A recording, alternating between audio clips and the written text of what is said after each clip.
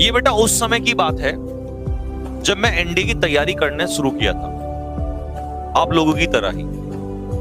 अच्छा, मेरा फौज में जाने का कोई इंटरेस्ट नहीं था, ये बहुत कम लोगों को पता है। और मुझे पता भी नहीं था जिंदगी में करना क्या है, सच बताऊं तो, क्योंकि उस समय पे माता पिता इतने पढ़े लिखे नहीं थे, अवेयर नहीं थे। और आज तो जैसे हम जानकारी देने वाले हैं आपको, अपने बड़े भाई जैसा मान लो, उस समय हमें कोई नहीं था बताने वाला। और आपको पता है दुनिया में बेवकूफ बनाने वाले ज्यादा हैं। तो मैं गलती से आईएम में चला गया।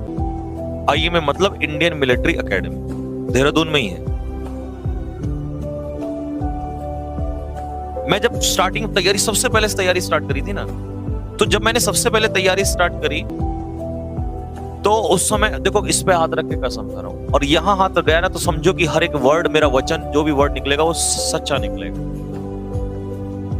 तो मैं सही बताऊं, स्टार्टिंग में जब मैंने एनडी की तैयारी करनी स्टार्ट करी तो मैं बहुत निकम्मा था, बहुत ज्यादा निकम्मा। तुम विश्वास नहीं करोगे, क्योंकि गांव से अच्छा खाना पीना खाया हुआ था, और गांव का लड़का जो हष्टपुष्ट, आपको पता ही है, अच्छा खाना खाया हुआ है। तो बेटा हॉस्टल में मैं रहता था। अब बोलेंगे सर आपने तैयारी कहाँ की थी, तो वो अब एकेडमी इस समय पर नहीं है। वो उस समय एक सर होते थे, वो हमें पढ़ाते थे। लेकिन मेरा सिलेक्शन कैसे रिटर्न निकले, कैसे, वो मैंने सिर्फ सेल्फ स्टडी किया, क्योंकि वो बहुत पुरानी बात है, ठीक है।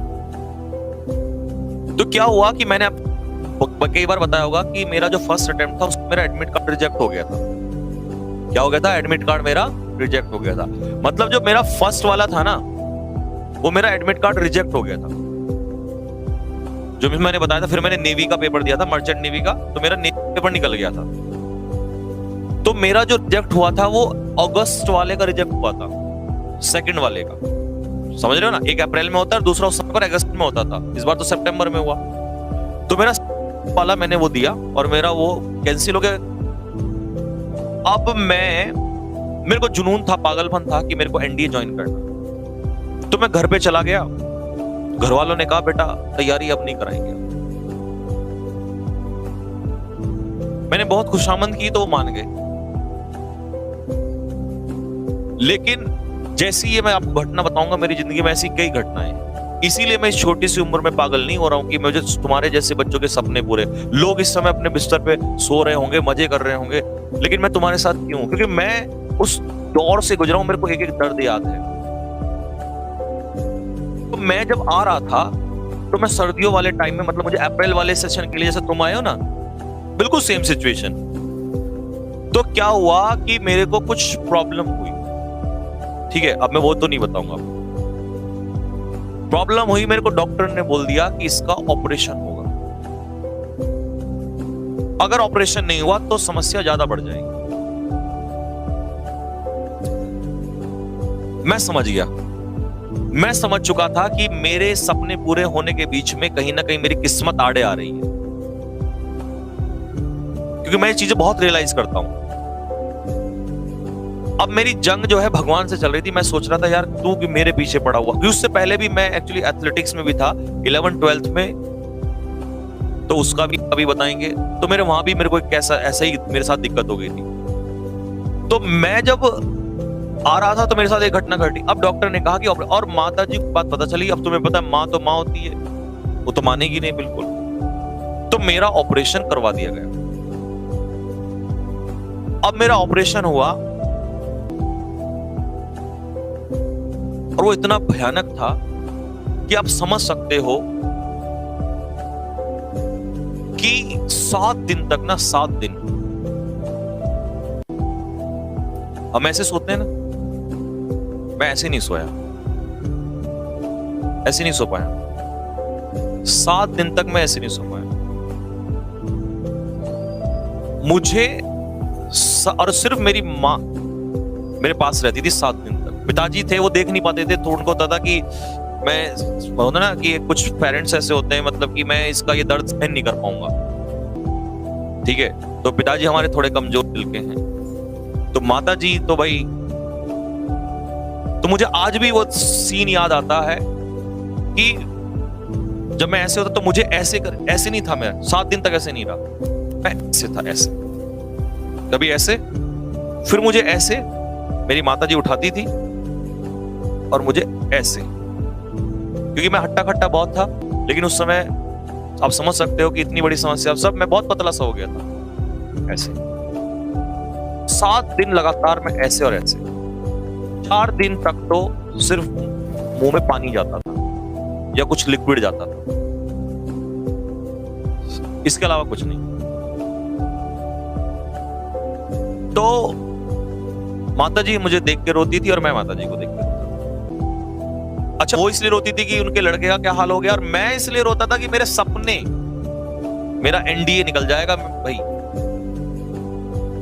तो डॉक्टर से पूछा कि कितने दिन में ठीक हो जाएगा, मतलब क्यूरियोसिटी देख रहे हो दिमाग में, ये नहीं तेरा हाल क्या हो रखा है, बस दिमाग तो वहीं पड़ा है। डॉक्टर से पूछा कि कितने दिन में ठीक हो जाओगे, मतलब मैंने बोला है मम्मी से कि भाई मम्मी जरा पूछ के आओ, तो मैं माता जी मम्मी बोलता हूँ, तो कि आप पूछ के आओ कि कितने दिन में ठीक हो जाऊंगा।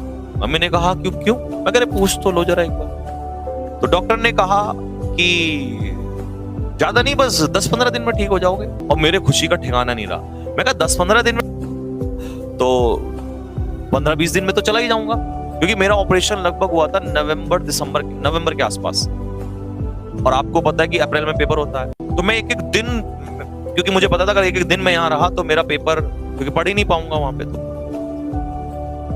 तो हफ्ता बीता, 10 दिन बीते, 15 दिन बीते, 15-20 दिन में तो मैं वहां से निकल के आया हॉस्पिटल से।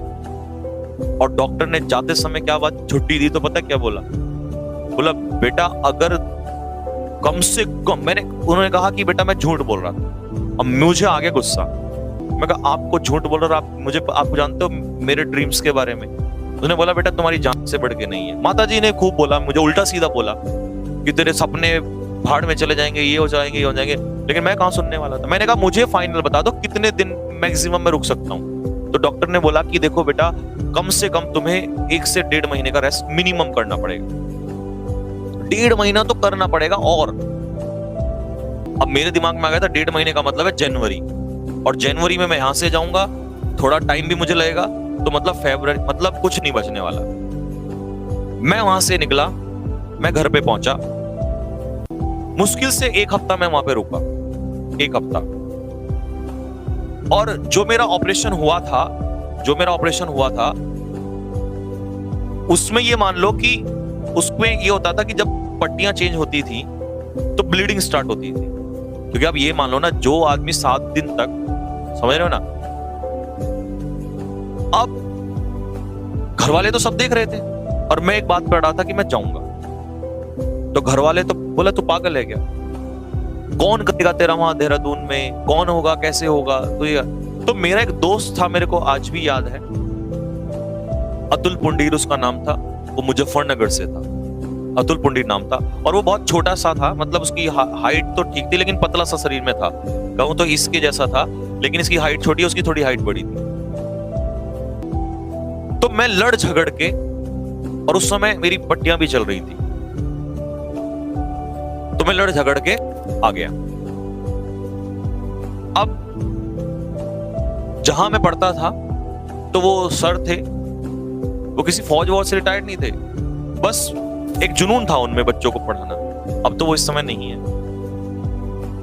तो वो 2nd फ्लोर पे पढ़ाते थे, तो 2nd फ्लोर पे अब चढ़ के जाना पड़ेगा सीढ़ियां, और आप समझ जाइए कि सीढ़ियां चढ़ने का मतलब तो बहुत बड़ी दिक्कत। तो मुझे बोल दिया गया, सर को ये बात पता चली, क्योंकि पता चल गया था कि संजीव का ऑपरेशन हो गया। तो सर ने बोला कि तुम एकेडमी नहीं आओ। मेरे दिल को इतनी चोट लगी ना, हालांकि कर मेरे भले के रहे थे, लेकिन मैं दर दर भटक रहा था। उधर माँ बाप से लड़के आया हूं, सबने बोला जा तू इसके बाद मर जा हमारी तरफ से, जब तू हमारी नहीं सुन सकता ऐसे में तो हम क्या करेंगे इसका। लेकिन मैं ऐसा पागल हो गया, मेरे को सुनना ही नहीं था किसी का भी। और मेरी माँ जो है वो रोती रहती थी बस, क्योंकि माँ तो माँ होती है भाई। तो अब मैं उनसे भी खिलाफ हो गया। मैंने कहा सर आपने आज मेरा साथ छोड़ दिया। तो मैं रूम पे ही पड़ा रहता। तो मेरी जब पट्टियां होती थी तो मेरा दोस्त मेरी पट्टियां करता था। जब वो पट्टियां करता था तो ब्लीडिंग होती थी, खून आता था, तो वो भी रोता था परेशान। और जब पट्टियां होती तो मैं भी खूब चिल्लाता था। लेकिन मैंने उसको कहा, मैं कहा भाई देख रोना यार मत यार, अगर आज रो गए ना तो आगे बहुत जिंदगी बहुत लंबी है यार, घायल तो आदमी फौज में भी हो जाता है ना। तो खैर समय बीतता गया, 5 10 15 दिन, तो घाव भरता गया। लगभग मुझे आज भी याद है कि जनवरी के एंड तक लगभग घाव जो है वो काफी ठीक हो गया था। मतलब ब्लीडिंग नहीं होती थी लेकिन वैसे दिक्कतें थी। तो मैंने और मेरे दोस्त ने, हालांकि वो पढ़ने में बहुत अच्छा नहीं था लेकिन मेहनती था, और फिर हम रूम पे रहते थे, ठीक है ना। तो फिर हम एक पीजी में चले गए, वहां अलग अलग रूम्स होते थे तो उसमें अलग अलग लड़के रहते थे। तो हमारे एक दो दोस्त और बन गए, तो सारे दोस्त मेरी हेल्प करते थे। इवन ऐसा भी हुआ कि मैं एक बार तो 1.5 महीना रूम से नहीं निकला, धूप ही नहीं देखी, बस किताबें बराबर में और पढ़ रहे हैं। मेरा मैथ्स, मैं आपको क्या बताऊं कि मेरा मैथ्स इतना कमजोर था ना, मैं ये चाहता था कि ये भगवान क्या हो गया मेरे साथ। मतलब मैथ्स से मुझे इतनी एकदम उल्टियां जैसी होती थी, और मुझे एनडीए पास करना था। अब और कितना संघर्ष है, मैथ्स तुम्हारा अच्छा नहीं है, अच्छा क्या ये समझो, बस ये होता था भगवान मैथ्स, और बाकी जीएस इंग्लिश तो मजा आता था। अच्छा हम दोस्त थे तो दोस्त काफी सारे एक रूम में आ जाया करते, बराबर में रूम दूसरे रूम में, तो हम क्विज क्या करते थे, चल भाई तू बता फटाफट जी ज्योग्राफी में, चलो आज स्टार्ट कर लेते हैं, बता कि ये पाक स्टेट कहां पर है। तो हम ऐसे डिस्कशन करते थे कि नीचे है, वहां से श्रीलंका है, वहां से किसको फायदा, ग्वादर पोर्ट कहां पर है, तो पैसिफिक ओशन में ट्रेड क्यों होता है, साउथ चाइना सी में क्या है। तो हम ऐसे करते थे, तो हमारी जीएस बहुत अच्छी हो गई थी। मैथ्स मेरा इतना बुरा था भाई, बता नहीं सकता। तो फरवरी का महीना काफी अच्छी ठंड रहती है, तो ऐसे ही उस समय मतलब वो सीनियर थे मेरे, मैं एनडीए की तैयारी कर रहा था, वो सीनियर थे, सीडीएस की तैयारी कर रहे थे। तो मुझे किसी ने बताया कि आप उनसे मैथ्स पढ़ लो, वो थोड़ा बच्चों को ठीक ठाक समझा देते हैं। लेकिन उनका घर था कम से कम लगभग 1-1.5 किलोमीटर दूर, 1.5 किलोमीटर मान लो। उन्होंने कहा भाई मेरे पास केवल 4:30 बजे का टाइम, 5 बजे का टाइम है, आना है तो आ जाओ, नहीं तो बताओ। भाई साहब हम 2-3 दोस्त थे, क्योंकि उस समय चलने लगा था थोड़ा, तो हम सुबह 5 बजे ही उठ के जाते थे पढ़ने के लिए, और जिस समय लोग उठते हैं हम उससे उठ पढ़ के आ जाते थे। लेकिन मैथ्स से संघर्ष था क्योंकि पेपर निकालना है। तो उसके बाद क्या हुआ कि कुछ लड़के जिनको लगा कि यार तुमसे ना हो पाएगा, वही वाली बात, वो छोड़ के धीरे धीरे जाने लगे। और आप विश्वास नहीं करोगे, उस बहुत बड़ा पीजी था, उसमें से लगभग खाली हो गया, मैं बचा और एक दो बचा, और वो भी सीनियर बच्चे, मेरे साथ वाला तो कोई बचा ही नहीं। जो मेरा दोस्त था अतुल पुंडीर, वो भी चला गया था। हालांकि वो नेक्स्ट अटेम्प्ट में बाद में फिर आया, लेकिन मैं उस समय की बात बता रहा हूं, सब चले गए। और मैंने सोचा यार मेरा मन, मैं तो घबराता था इतनी बड़ी बिल्डिंग में, यार तू अकेला रह गई है। लेकिन मैं एक ही बात सोचे बैठा था, भाई तू इतनी बड़ी समस्या झेल के आया है, अगर इस मुकाम इस यहाँ पे आके तू पीछे हट गया तो गलत है, या तो तू आता ही मत, झगड़ के भी आ रहा है सबसे। तो मैंने सोचा, मैं कहा भाई मैं पीछे नहीं हटूंगा। तो मैंने तैयारी रखी कंटिन्यू, लगातार लगा रहा, और अप्रैल अटेम्प्ट में देने गया, क्योंकि मैं बीच में सीधा शॉर्ट कर दिया, मेहनत जो थी हमने की लगातार, ठीक है। मैं अप्रैल का अटेम्प्ट करने देने गया, भाई साहब सबसे पहला पेपर मैथ्स का होता है, मैं मैथ्स का पेपर दिया, मेरे हवाइयां उड़ गई, और मैं मुश्किल से लगभग 27, 28, 29 क्वेश्चन करके आया। लेकिन बस ये था कि 29 जो थे उनमें से 25-26 ठीक थे, मुश्किल से 30 करे होंगे मैंने, लेकिन एक दो सारे सही थे मेरे। पर होता क्या है, मैं 50 क्वेश्चन तक पहुंचा था, बाकी मैंने पेपर ही नहीं पढ़ा, एक्सपीरियंस ही नहीं था। मैं बता रहा हूं ना, कोई समझाने वाला ही नहीं था। अगर पेपर एनडीए का ऐसा होता है, निकालने के लिए दिमाग चाहिए उसको, उसमें 40-50 क्वेश्चन तो अगर पूरा पेपर पढ़ जाओ तो आसान आते हैं, और 50 क्वेश्चन में पेपर निकल जाता है एनडीए का। तो मुझे तो समझ ही बाद में आया, और मैं इतना मेरा दिल धड़क लगा, मेरे को हार्ट अटैक होगा, मुझे ऐसा लगा। मैं आया, बाहर आया, मैंने मेरे आंखों से आंसू, मैं कहा भाई तेरे सपने तो खत्म हो गए, क्योंकि तेरा पेपर तो खराब हो गया, अब पहला खेला तो दूसरा भी खराब हो जाएगा, और तू ये पेपर नहीं निकाल पाया ना रिटर्न, तो भाई साहब तुझे यहाँ से जाना पड़ेगा, और तुझे उन लोगों के सामने जो तू बड़ी बड़ी बातें कर रहा है गली मोहल्ले आस पड़ोस घर वालों से, तो मतलब सब बर्बाद हो जाएगा। अब मेरा एक दोस्त था विश्वेंद्र कटारिया, आज वो मेजर समय पर, हाँ वो कानपुर से है वो लड़का, तो मेजर है, उसकी अभी पिछले साल ही शादी हुई है, तो वो मेजर रैंक में है इस समय पर।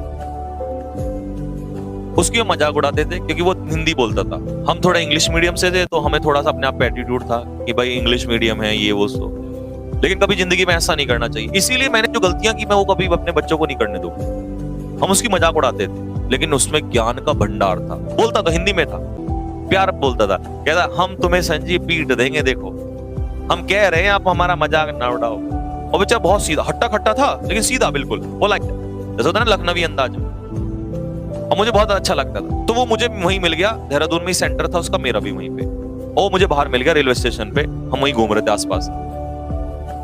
और मैंने उसके सामने बोला भाई तू टेंशन ना ले, दूसरा पेपर है देख जाएगा अच्छे से। अब वो तो रिटर्न में बताओ तो निकाल उसको। तो मैं खैर गया, जाके बैठा, मैंने हाथ जोड़े, मैं कहा भाई जोगा देखा जाएगा। अब मैंने सोच लिया था कि सब कुछ तेरा डिपेंड है किसके ऊपर, सेकंड पेपर या तो आर या पार, पहला तो गया। तो मैंने सबसे पहले पकड़ी इंग्लिश, और इंग्लिश को तो उधेड़ अच्छे से। उसके बाद आई जीएस, और भाई साहब मेरी जीएस भी बहुत अच्छी हो रखी थी उस समय पर, क्योंकि आपस में हम क्यूज वगैरह करते थे बहुत अच्छे से। और साइंस के भी मैं कर गया क्वेश्चन, मतलब कहने का ये मैं लगभग 80-85 क्वेश्चन जो है वो पकड़ गया, 80-90, और उसमें से 5-7 ही गलत थे। तो मेरे को उधर, और मैथ्स में ना अगर आप, अब तो खैर कंपटीशन बढ़ गया, उस समय 30 क्वेश्चन भी अगर तुमने ठीक कर लिए ना 30-32 तो हो जाता था। और मेरे नंबर इधर से उठ गए, और उधर मैथ्स में मैं पास हो गया।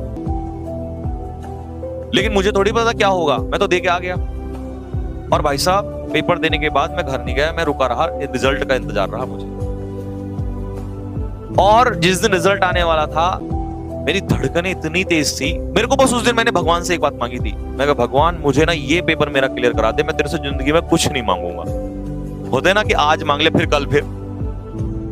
तो मैं कहता था भगवान तू मेरा ये पेपर क्लियर करवा दे, मैं तेरे से, तू मुझे मार भी देना, बस तू मेरी सब कुछ, मेरा भगवान मेरा सब कुछ इसी पे टिका हुआ है। और मेरी धड़कनें तेज, रिजल्ट आने वाला है, और दोस्तों के फोन आए, हाँ भाई क्या रहा, किसका, पूछते ना भाई किसका क्या रहा। मैंने सोचा यार आज बड़े दोस्तों के फोन आ रहे, तब तो साले छोड़ के चले गए। तो उस समय हमारे पास, मेरे पास एक चीज और मैं बता दूं कि मेरे पास एंड्रॉइड फोन नहीं था, मेरे पास वो वाला था कीपैड वाला। तो हमें नहीं पता होता था कि ये सब कुछ, ये तो हमें अब पता चल रही है। तो हम कैफे पे जाते थे, तो मैं दौड़ के गया, और जैसे जैसे बढ़ रहा हूं मेरी धड़कनें तेज हो रही है, मैं सोच रहा हूं जाऊं ना जाऊं, क्योंकि मुझे जवाब देना था घर। मैं गया, मैंने जाके बोला भैया एनडी का रिजल्ट आया, जल्दी निकाल दो। और वो मुझे देख रहा, भैया तुम काम क्यों रहे हो क्या? अरे मैं निकाल ना जल्दी, तुझे पता सांसें अटकी पड़ी हैं। तो उसने फटा, अब जैसे जैसे उसके हाथ चल रहे हैं ना, मेरी धड़कनें तेज होती जा रही हैं। तो उसने, अब होता ना एकदम से वो नंबर डालते हैं तो उसमें वो कहीं ना कहीं अटक जाता है। तो वो कह रहा ये भैया आ ही नहीं रहा, आ ही नहीं रहा। और जैसे उसने बोला मेरी सांसें रुकती चली गई। मैंने कहा यार, तो फिर भी वो उसको चेक कर रहा है, बोला भैया एक बार रुको मैं चेक कर लेता हूं। मैं कहा क्या करना, अब तो होना होता तो जैसे ही मैं एकदम से वैसे हुआ, मैंने कहा यार, तो वैसे उसने कहा भैया हो गया। मैंने कहा हो गया? मैंने कहा ढंग से देखो एक बार। बोला सर ये है। मैं कहा हाँ ये है तो ये। मैं कहा फिर देख एक बार। 4 बार मिलवाया भाई साहब उससे। मैं कहा 4 बार। अब आप तो आजकल स्क्रीनशॉट ले लेते हो, हमारे टाइम पे क्या स्क्रीनशॉट कुछ नहीं होता था। उस मोबाइल में तो क्या, फोन पे भी हेलो, उधर से घर से फोन आया, हाँ भाई ठीक है, उतना ही तेज हमें बोलना पड़ता था, हाँ जी बिल्कुल सही है। तो ऐसी बातें होती थी। रेंज उस समय क्या होता था, आधा घंटे के 30 रुपए 40-50 रुपए देने पड़ते थे कैफे पे बैठने के। इतना डाटा और ये सब चीजें थी। हमारा समय बहुत स्ट्रगल का था। तो मैंने भाई मैं बहुत खुश, मतलब मेरे खुशी का ठिकाना नहीं रहा। मैं कैफे से बाहर निकला और बाहर निकलते ही मैंने एकदम से एक बहुत प्यारी सी सांस ली। और सांस पता किस चीज की थी? उस दिन मेरे करियर की नींव लिखी जा चुकी थी। भले ही मैं एनडीए में सेलेक्ट नहीं हुआ, लेकिन उस दिन मैंने पता क्या सोच लिया था। मैं कहा भाई साहब, ठाकुर साहब, कुछ तो है आपके अंदर। और वो घमंड नहीं था, वो था अपने पे कॉन्फिडेंस। बोला बेटा तूने एनडीए का पेपर निकाला है, और कभी मेहनत करके कुछ अचीव करो ना तो उस पर घमंड नहीं, लेकिन कॉन्फिडेंट जरूर रहो। बोला भाई एनडीए का पेपर निकाला है, हंसी मजाक खेल, और अपने, सबसे बड़ी बात अपने दम पे, जब हर किसी ने छोड़ दिया था साथ तब अपने दम पे, और मैच जब अपना नहीं था उस तब निकाला।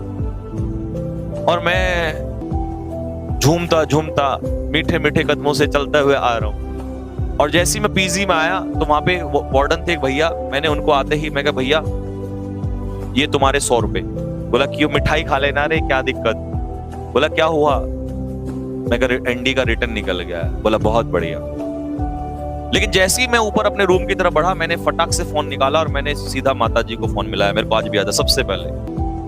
और मैं कह रहा था उस समय पर, मेरे को आज भी याद है, मैंने कहा मम्मी वो पेपर निकल गया। तो मुझे पता था पेपर निकल गया, इससे तो मम्मी को समझ में आएगा नहीं, क्योंकि उनको पता नहीं था क्या क्या चीजें हैं। तो मैंने कहा तुम्हारा बेटा जो है लेफ्टिनेंट बन गया। देख रहे हो कॉन्फिडेंस। और मम्मी जी खुश।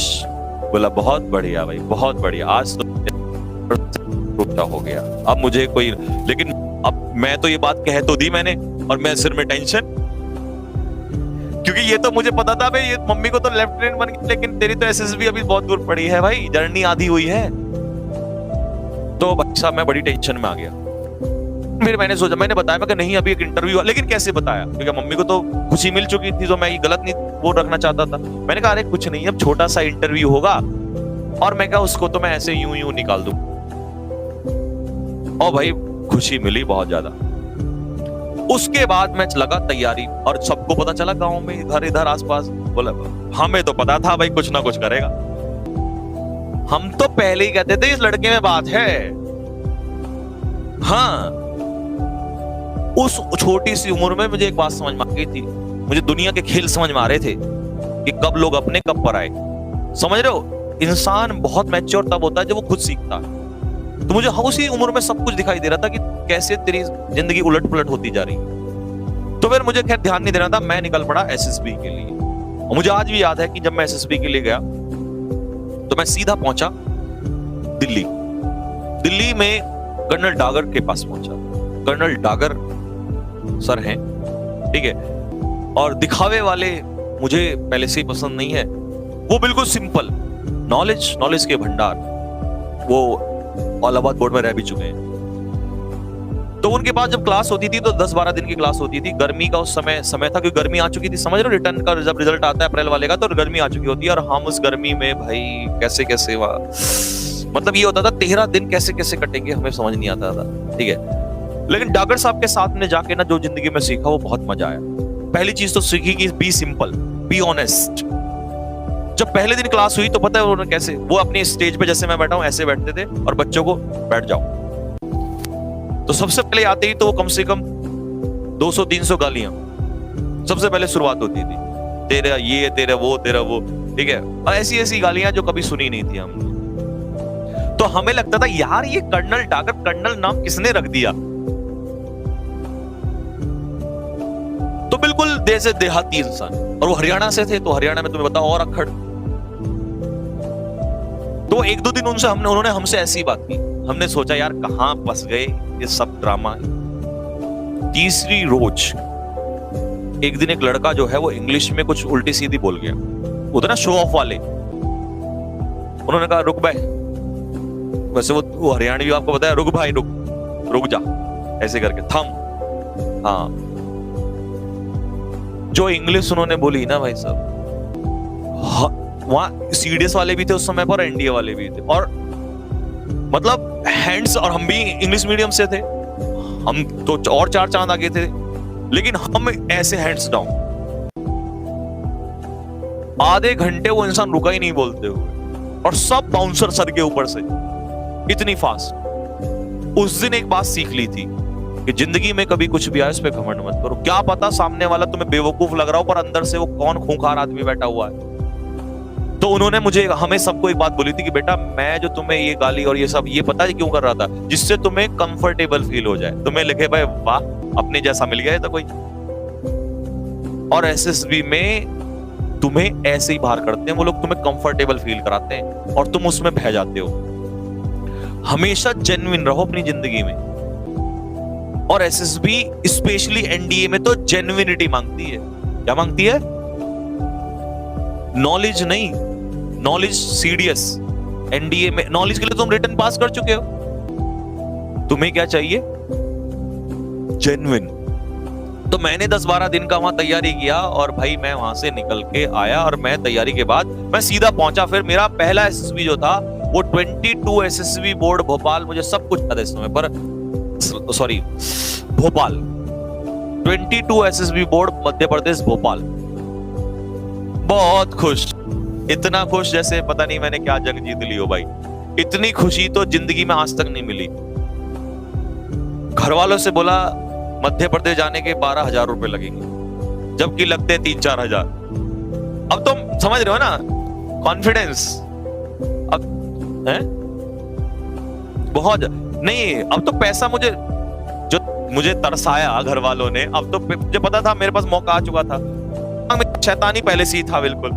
मैंने घर वालों को बोला मैं 12-13 हजार रुपए लगेंगे, और मुझे किसी ने बता दिया कि जब फर्स्ट टाइम जाते हैं तो उसका किराया रिटर्न मिलता है जाने के साथ उल्टा। मतलब अगर तुम 10,000 लगा के जा रहे हो तो 10,000 का उल्टा 20,000 मिलेंगे। तो मैंने क्या दिमाग लगाया, 13,000 तो इनसे लो, 13-14 हजार, उसमें से 3,000 का खर्चा आएगा, ठीक है। अब मेरा जो 3-3.5 हजार का खर्चा था वो 3 जाने का 3 आने का 6 उन्होंने दिया मुझे उधर से, तो 6 तो मैंने वो जेब में डाला, घर वालों को बताया ही नहीं था। तुम मत करना ऐसा, ठीक है। 6,000 उधर से जेब में डाला, इधर से जो बचा वो भी डाला, खूब पैसा अपनी जेब में रखा। नहीं उस समय तो और भी ऐसी बहुत सारी चीज है, सारी बोल दूंगा तो ये वीडियो जो है घर वाले भी कहीं ना कहीं सुबह उठ के देखेंगे। पता लगा गालियां, मेरे पिताजी आज भी ऐसे ही हैं, वो गाली दे आज भी, चाहे तुम कुछ भी हो जाओ वो आज भी गाली देते। बोला अच्छा भाई। तो एसएसबी में कर्नल डागर सर की फीस उस समय भी 15,000 थी, तो मैंने 25,000 ली। मैंने कहा 25,000 है भाई, करवानी करवाओ, देखो लेफ्टिनेंट बनाना है तो पैसा दो, नहीं तो मुझे बॉल मेरे पाले में थी ना। बोला 25,000। अब घर वाले तो क्योंकि भाई बच्चा लेफ्टिनेंट बनने वाला है, जो मर्जी ले जा भाई, को पैसा जमा किया दबा के। लेकिन मैं वो पैसा अंत क्यों जमा कर रहा था, मुझे पता था कहीं ना कहीं अगर गलती से मैं बाहर हुआ तो मुझे सपोर्ट नहीं मिलेगा। और मैं उस पैसे को इसलिए जोड़ रहा था कि अगर मुझे लात पड़ी तो मैं कुछ समय अपने आप को रोक पाऊंगा। इसीलिए मैं कहता हूं जहां से लोग सोचना बंद करते हैं, मैं वो पहले, और मेरे अंदर बचपन से ही है क्योंकि मैं विजन के हिसाब से चलता हूं, तो मैंने वो इकट्ठा कर लिया। हालांकि मेरे दिमाग में ये नहीं था कि आउट हो जाऊंगा एसएसबी में। और जिस दिन मैं एसएसबी की बात बताऊंगा ना तुम्हें, तो पहले तो मेरे को उन लोगों से बहुत जो ये कि पहले मुझे ये बताया गया एसएसबी जाने से पहले, अब होते ना गांव में कि भाई उसका लड़का तीसरे दिन बाहर आ गया, कोई कहता था भाई उसका दूसरा, अरे उसका चौथे दिन बाहर आया, अरे उसका 5वें दिन बाहर आया। हम जब एसएसबी में गए तो 2 ही चीजें समझ में आई कि या तो स्क्रीनिंग आउट होता है या कॉन्फ्रेंस। तो सबसे पहले तो मैंने अपने अंदर वो गुस्सा भर लिया था, मैं इनसे जरूर मिलूंगा। इसका मतलब जानते हो फ्रॉड लोग होते हैं जिन्हें कुछ पता ही नहीं है, आधा भ्रम तो लोग ऐसे ही फैलाते हैं बच्चों के लिए। दूसरी बात मैंने वहां क्या सीखी कि वो ये भी मेरे घर वाले रोज मुझे जाने से पहले वहां देख के करना, ये करना वो करना, वो ये भी देखते हैं कैसे बैठा है, कैसे खा रहा है, ये खा रहा है। इतना दिमाग टेंशन में आ गया कि जब एंटर भी कर रहे थे ना उसमें, तब भी ये देख रहे थे कि कैमरा तो नहीं लगा। बाथरूम में वॉशरूम में गए तब भी देख रहे थे कुछ नहीं है। यही तो बेवकूफ की चीजें हैं, गलत इसी को तो कहते हैं। तो भाई साहब वहां गए, वहां देख, अच्छा हम बोला भाई व्हाइट शर्ट टाई ये वो बिल्कुल ये बन के जाना है, वो बन के जाना है, हाँ जेंटलमैन, ये पैड हमने बिल्कुल पूरा ये खरीदा वो खरीदा। कुछ वहां ऐसे भी आ रखे थे जो लंबे लंबे, अब बोला भाई अगर बाल नहीं कटवाए तो बाहर कर देंगे तुरंत। ऐसे भी देखे हमने जिनके इतने लंबे लंबे बाल थे वो रिकमेंड हो गए। टाई एक तो मैं बताऊंगा साउथ इंडियन था भाई। स्क्रीनिंग की बात बताता हूं, स्क्रीनिंग में जब स्क्रीनिंग के लिए बैठे तो साउथ इंडियन था। अब पता नहीं उसमें कॉन्फिडेंस ही था, वो इंग्लिश में, इंग्लिश तो हमारे में भी थी यार। और हम तो मेरे बैच में जो फर्स्ट वाला था उसमें आरआईएमसी के थे, आरआईएमसी राष्ट्रीय इंडियन मिलिट्री कॉलेज। और ये लड़के इतने खतरनाक होते हैं, ये तो फौलादी होते हैं बिल्कुल। इनकी प्रैक्टिस 6 से स्टार्ट हो जाती है एनडीए के लिए। तो मैं तो आरआईएमसी वालों के साथ 1-2 बार वैसे भी प्रैक्टिस किया हुआ था। और उनसे मेरी अच्छी दोस्ती भी थी, तो इंग्लिश पे तो हमें खुद पे घमंड था। लेकिन जब हम वहां बैठे ना और सामने ऑफिसर्स आके बैठे स्क्रीनिंग में, जब स्क्रीनिंग में क्या होता है, स्टोरी लिखोगे उसके बाद वो नरेट करनी होती है। तो साहब जब बोलने की बारी आई ना और उसने कहा कि चलिए जेंटलमैन लेट्स स्टार्ट, तो सब एक दूसरे के मुंह को देख रहे और पसीना, व्हाइट शर्ट थी मेरी, क्योंकि हमें बोला गया था कि व्हाइट शर्ट और ये वो सो, पसीना इस तरीके से टप टप टप टप टप टप टप और मुंह से पसीना। और वो कह रहे बच्चों क्यों डर क्यों रहे, क्या दिक्कत है तुम्हें? मैंने कहा नहीं नहीं हम कहां, डर नहीं ना। और चेहरे से लाल हो हमारा चेहरा, लैक ऑफ कॉन्फिडेंस। एनडीए में कॉन्फिडेंस ज्यादा जरूरी है, नॉलेज नहीं। और वो लड़का जैसे ही वो ही बोलता रहा, वो इस तरीके से बोला, सुना कौन। और जब वो बोला ना yes gentleman I want to say, उसमें एक स्टोरी ये थी कि एक लड़का कुछ नीचे से उठा रहा था, पीछे धुआं निकल रहा था झोपड़ी में। अब हमने तो पता नहीं क्या क्या बना दिया था। अच्छा स्टोरी बनाना वहां इंपॉर्टेंट नहीं होता, तो नैरेट करना ज्यादा इंपॉर्टेंट होता। तो हमें तो ये लगा कि हमारी स्टोरी गलत ना हो जाए, तो मतलब डर चुके थे पूरी तरीके से।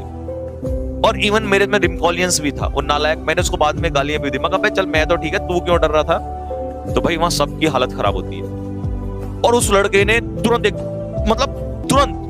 Yes gentleman I want to say this, और उसको मतलब समझ रहे हो ना, जैसे वो विलेन होता है, साउथ का विलेन होता है, I want to say this gentleman I would like to say, would you please tell me some my opinion. पर उसकी बात बहुत बाद में समझ में आई, वो इनिशिएट भी कर रहा था और दूसरों को साथ भी लेना चाह रहा था, लेकिन जब कोई बोल ही नहीं रहा था, I want to say do you agree with my points and all.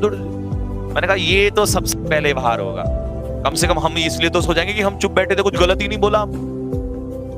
लेकिन ना बोलने वाले तो सबसे पहले कान भाग यहां से, किक पैर पड़ती है ना बोलने वाले का मतलब। तो भैया हमें लगा ये बाहर होगा, और हमारे उस जितने भी हम उस ग्रुप में स्क्रीनिंग वाले में थे, वो स्क्रीनिंग वही रिकमेंड हुआ। और हम, क्योंकि मेरा पहले वाला जो था मैं स्क्रीनिंग आउट हो गया था फर्स्ट वाले में। और जैसे ही हम बाहर हुए, तो जब उधर से लाते हैं ना रेलवे स्टेशन, तो ऑफिसर की तरह लाते हैं। जब आउट हो जाते हैं तो पता क्या करते हैं, फिर वो आते हैं, फिर वो इंस्ट्रक्टर आते हैं, और वो इंस्ट्रक्टर ऑफिसर रैंक के नहीं होते, वो फौजी ही होते हैं। मतलब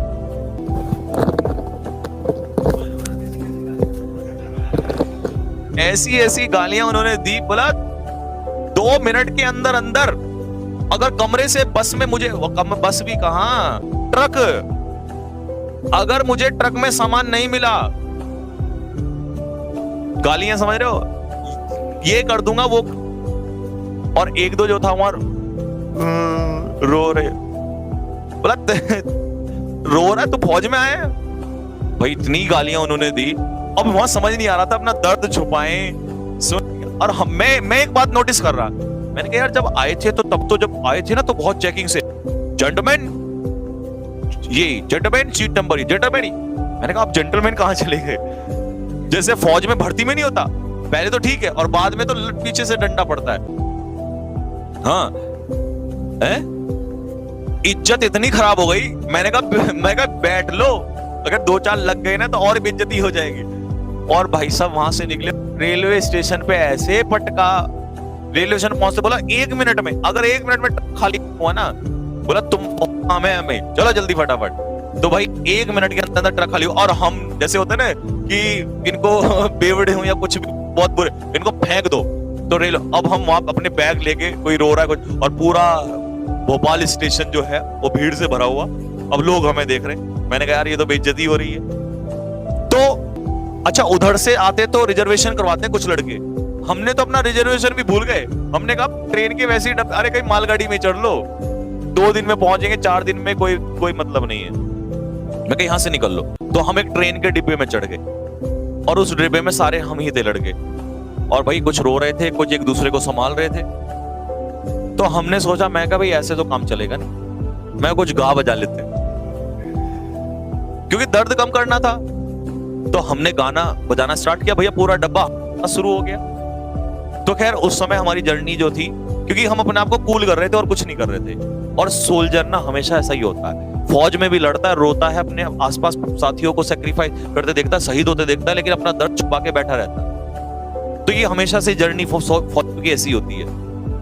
तो बस इसके बाद क्या हुआ, फिर हम दिल्ली पहुंचे, और दिल्ली पहुंचने के बाद हमने हिम्मत करने की सोची कि हम बताएं, लेकिन हम हिम्मत नहीं कर पाए। तो वहां से बस में आए, फोन आया, नहीं हुआ हमारा, तो हमें इतनी गालियां मिली, हमने सोचा भी नहीं था। मैं कहा यार 2 दिन पहले तो लेफ्टिनेंट हो रही थी, आज ये लेफ्टिनेंट कहाँ चला गया भाई। तो फिर मैंने डिसाइड किया, मैं कहा मैं घर जाऊंगा सिर्फ बैग लेने के लिए, और बस मुझे जितने मैं बैग लेने जाऊं इतने भगवान कोई कुछ ना बोले, प्लीज एक और रिक्वेस्ट है, और मैं यहां से निकल जाऊंगा और मैं कभी लौटूंगा जब तक मैं रिकमेंड नहीं। और मेरे साथ वही हुआ कि मैं जैसे ही बस अड्डे पहुंचा और मुझे वीडियो की तरह लोगों ने देखना स्टार्ट कर दिया, क्योंकि खबर पहले ही पहुंच चुकी थी कि भाई बाहर हो गया। फिर वही बातें शुरू हो गई, अरे एनडीए लेफ्टिनेंट ऐसे ही थोड़ी बनते, रिट पेपर पास कर लिया, ये वाली बात। तो मतलब मैं हर जिंदगी की वो हर चीज में देख रहा था, और मुझे दिखाई दे रहा था कि लोग कैसे अपने अपने विचार बदलते हैं। तो मुझे ये बात समझ में आई कि यार लोगों का तो छोड़ो, तुम जो लक्ष्य उस पर अड़े रहो। तो मैंने वहां से, फिर मुझे घर वालों ने बोला तेरे से कुछ नहीं होगा ना, हम तुझे पैसे देंगे, तेरे बस की कुछ नहीं है, तुझे यहाँ करना है, जो करना है कर ले, नहीं तो कुछ नहीं होगा। मैंने ये बोल दिया था, मैं कहा अब तो लड़ाई सी बात की है कि मैं अब यहीं जाऊंगा, अब मेरे को एनडीए जाना है, क्योंकि मेरे अटेम्प्ट और भी बचे हुए थे। फिर आया, मैं छोड़ के आ गया, फिर रिटर्न दिया, फिर बाहर, और बस फिर तो रिटर्न बाहर की जिंदगी चलती रही। और घर वालों ने खैर उस समय कुछ समय के लिए साथ भी छोड़ा, ऐसी बात नहीं, और साथ लेकिन उन्होंने इसलिए नहीं छोड़ा, उन्होंने इसलिए छोड़ा था कि ताकि वो ये घर से वापस लौट आए।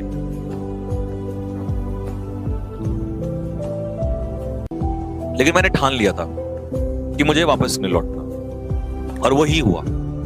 लगभग 2 साल तो ऐसे भी हुए कि मैं घर वापस ही नहीं गया।